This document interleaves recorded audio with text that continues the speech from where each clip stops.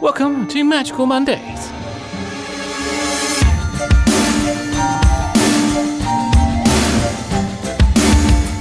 Okay, magical people, this is Magical Monday. Thought I'd have a bit of a change of pace because, well, the events are kind of similar. So, doing event guides for like brilliant events is kind of like the same. I could literally just copy and paste the videos from before and just dub over a couple of the tasks. So, you know, they're not that great value added. Every video I bring to you, I want to be able to add value, which is something you're not going to be able to get from somebody else, or, you know, whatever. Some value you're not going to get from in-game announcements and stuff like that. So with Magical Mondays, what we're going to do, this is going to be every week, unless I'm on holiday or out the country. And what we'll do is we're going to cover like a news segment. So this will be things like, I don't know, for example, all the things that are broken in 2.18. Things like that, which are not covered by the news and tend to be glossed over by other people. We'll also be looking at event reviews, so events that we have done in the past over the week. So, for example, brilliant event which just finished, and we're now starting the new Wormtail event. So we'll go over the brilliant event and how it was, any sort of sticky problems, what I felt was good and bad, and all that stuff. This will be especially exciting next week when we review the 1920s when that's launched on the weekend, which leads me on nicely to the bit we do, which is called This Week in Wizards Unite. This will be the events which are coming up this week. Not a huge amount of detail on them because you should kind of know that already. And also, the Taskforce Times.news will have more detailed breakdown. There's infographics, there's all the NDA group stuff. They do their thing because they are in with Niantic and they get the news ahead of time. So you should already kind of know that already. But this is kind of a reminder of what's coming up and basically what has changed. So, for example, the next new Brilliant event will be the new Brilliant event's coming up, and this is what's different, rather than the whole spiel, which is mostly the same as it was before. So essentially, it's kind of like a morning show once a week.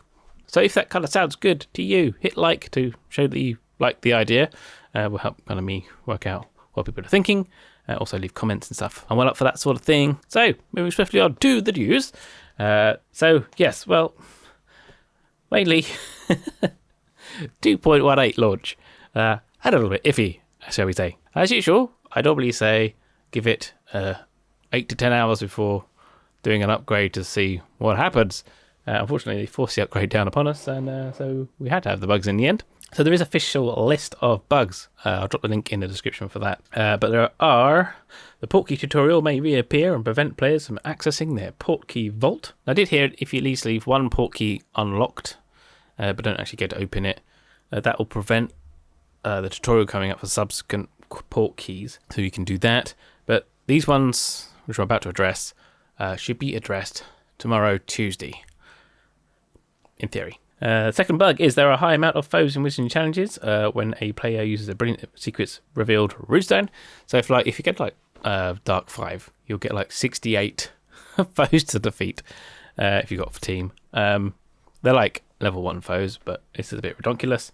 Although why people do high dark chambers with brilliant runes in the first place, I don't really know. It must be some grind thing. So I think it works out the higher the chambers, the more foes. So if you just stick to Ruins 5, that is fine. I want to say at the moment, well, by the time this comes out, the Brilliant event is just about to finish. Shouldn't make any difference for anybody right now. Opening spell energy gifts causes the game to freeze. So yes, they advise restarting. Obviously, if the game is frozen, that's what you can do. Apparently, you do get the gift though. So if you do get a gift from somebody, the game restarts. Try to remember who that was so you can return the gift and freeze their game as well, I guess. Apparently, the SOS assignments page appears blank. You would think that they would notice all this stuff when they tested these apps, didn't you? But no, alas. I think someone at Niantic WB has to get their Android phone out, dust off, update 5 versions of the game, because clearly they haven't tested it since God knows when. So as I was saying, these bugs should be fixed on Tuesday. Now, the one bug I haven't mentioned is this one. Adventure Sync does not collect fitness data for some players. Basically, everyone with an Android device now has Adventure Sync bricked. So it was a few devices, now it's all of them, Android 10 and 11. So apparently they are investigating the issue, but they do not say that it's going to be fixed in Tuesday's patch. I checked a little while ago, and it is still the case. So with a bit of luck, they will fix it. But as they've been looking at it for months and months and months now, who knows what's going to happen there. So now we move on swiftly to August events. We had the calendar come out a little while ago. So we have first adversaries event, same old, Tail and the Marauders. Sounds like a Harry Potter band to me. And then first 1920s Convergence. So that happens on this Saturday and Sunday. This is 2 days, full day local time. Without Adventure Sync, it's going to be a bit iffy. We also don't know the distance of the port keys either. So hopefully they're 1 kilometers, because we'll get into that a little bit later when we do what's coming up this week. Then we have a brilliant event, The Secrets Revealed Part 2, where no secrets are actually revealed. This is kind of a connection of the dots that happens, but no secrets really. Then we have our second 1920s Convergence. This is only 9 a.m. to 9 p.m. on a Wednesday. Good luck with that one. Adventure Sync. I don't know how you're going to walk them off, especially if you're working. Most of the player base for Wizards Unite are in jobs. So, don't know how you're going to do that one. You might get 1 or 2 port keys open. Who knows? Depends how many silver keys you got. And then we have Community Day, which is based on Wheezy's with Wheezes. And then we have our next brilliant event, which is Prisoner of the Vow, Part 1. So apparently that sounds like something from Halloween, but it's not Halloween yet. So now, normally the vows we know are unbreakable vows. So it'd be interesting to see someone's made an unbreakable vow and someone's going to drop dead. Then we have a special event, which are our Back to Hogwarts event, which for me, working at college, means things will get very busy at work. So now moving on to reviews of the week. So this is a bit where I review events of the week. Because we have so many events nowadays, it can be a weekly thing. Last week was all brilliant event, which is all pretty much run-of-the-mill stuff. It's all pretty samey. This was all running along nicely, as it usually does, until 2.18 dropped. I went outside and all my flares all of a sudden went really wacky. And then, of course, when the actual client or phone version came out, it kind of sorted itself out.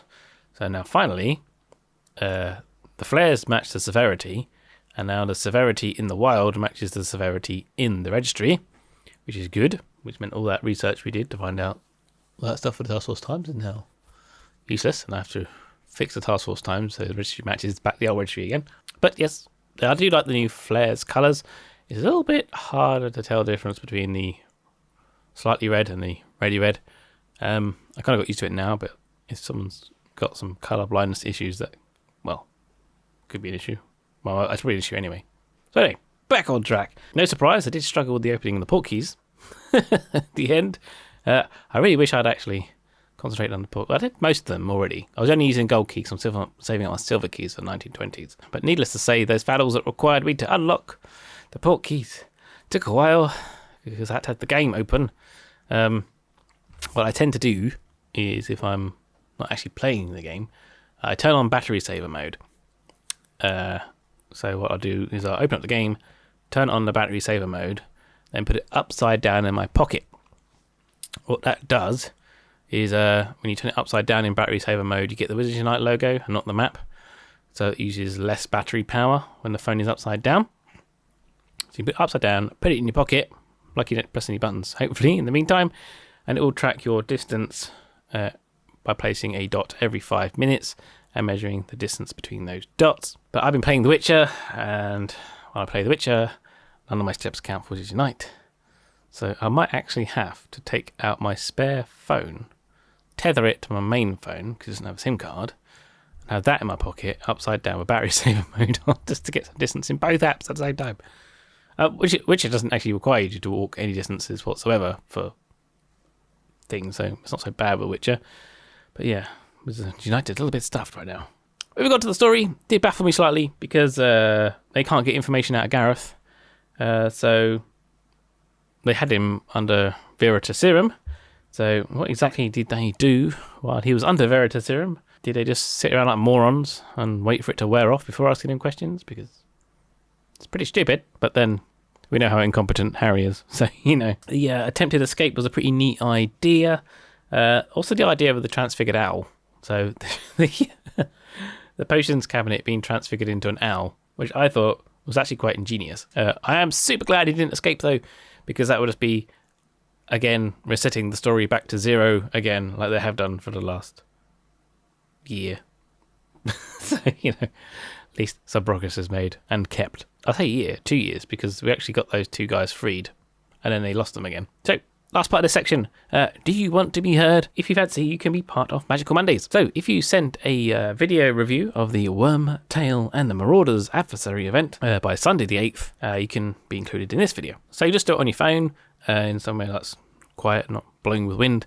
I'll do the editing for you, don't worry about that. Any mistakes, and I'll just cut those out. Aim for around about 5 minutes would be helpful. And just let the community know how it went for you, because obviously I'm going to give my opinion on how it goes for me. Yeah, be interesting to see how it goes for anybody else. So if you are interested, email me at zealmanplays@gmail.com. Let me know if you're interested, and I'll give you a few more tips, because, well, if loads of people do it, then it might get a bit of a problem. So I might have to gatekeep it. I find it very unlikely, given how many viewers I have, that would be a problem. So now moving on to the final section, This Week in Wizard Unite. So we have Worm, Tail, and the Marauders event. So it's the same old remix of the Feared Adversaries. So nothing to worry about for this one, unless you are lacking in edible dark marks, because they require 2 every time, and you get one as part of the gift. So keep an eye out on your dark mark stock. If you're receiving in gold gift exchange, spend some of your gold. If not, well, then you have to grind adversaries, obviously without using EDMs, because that kind of defeats the purpose in the first place. Try and get another EDM. A couple of things to note on this one. On the plus side, there are additional restricted section books, and the title that was missing from the previous event is there. Also, additional Dada books, so it's probably worth a go. For the last one, I don't think I finished it. I didn't bother doing the bonus for the last one because there's no point. There was no decent rewards, and I thought, well, they're going to push it to this event, so I might as well just do this event and forget the first one. And then we have on Saturday and Sunday the 1920s Convergence. So seeing as though word on the Adventure Seek being fixed before that is going to be a bit of a struggle, I would advise taking a battery pack if you're going for a walk, because you need to have the game open. Even with battery saver enabled and the phone upside down, it's still going to use a fair amount of juice. Also, weird thing, the difference between the 2 events. The first event is 2 full days, which is enough time to open some portkeys. And for some reason, the second event is only 12 hours, and most of the players I know work. So 4 hours if you finish at 5 p.m. you've got to play. Good luck with that one. I suggest, actually, if you use public transport and commute, to have the game open. If you walk to like, the bus stop or the train, or walk from the train station home, have the app open there. Try and get those port keys unlocked. For information on this family, check out the card above. That's For more information on why silver keys are so important for this event, check out the card here. It's how the 1920s Fandables family is completely different to all the other Fandable families that we have. Also, for tips on getting most of the distance by having the game open on that tracking rather than the Adventure Sync, there's also a video up there as well. It's an oldie, but it works, and it still works now, because when you have the game open, it doesn't use Adventure Sync anyway. So it's definitely worth a watch, because we actually go there and measure the distance measured. We actually fathom out how exactly it works and how best to get distance. So that's about it for the first one. If you likey, hit the like button and subscribe and hit the notification bell, because YouTube sucks at sending my videos out, because most of my viewers are in America, and of course it favours everyone who's local first than it does people who are away. Don't forget to follow me on Twitter at Zealman for the latest information as and when it comes out. There's also Taskforce Timestart News. If you want any of the stories from previous events, they're all there. Also the quick reference guide, which is I have a shortcut to on my desktop on my phone, whatever it's called, homepage. So I always click that if I forget what the next set of tasks are or something, or what's boosted. It's always just one click away. And that URL is updated for every event, so you don't even have to go and save things like infographics, because it's already there on the same link. Always. So let me know in the comments below what you think of the whole week we just had passed and the week to come. Let me know in the comments below. I will reply on there, as I always do. Also, any ideas that you want for this particular weekly roundup, anything you want to know about but I can't think of, let me know in the comments below as well. If I can do it, I shall. We'll also do some interviews and stuff like that. Not just WooTubers, but also players, people who follow this channel. We can do a Skype or Discord thing and record it for videos and have a chat, Be quite nice, really. So until next time, brush up on your spells, get your ones ready, visit tonight.